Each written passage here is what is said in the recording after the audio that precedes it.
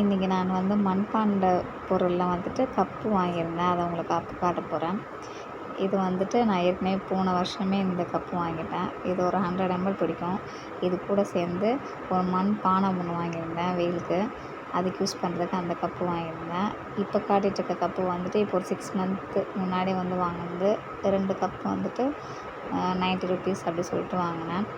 நல்லா ஃபினிஷிங்காக செஞ்சுருந்தாங்க. நல்லா மோல்டிங்காக சூப்பராக இருக்கும். நம்ம பீங்கான் கப்பெல்லாம் எப்படி இருக்கோ அதே மாதிரி மண்பாண்டத்தில் செஞ்ச மாதிரியே இருக்காது. ஆனால் அழகாக இருக்கும்.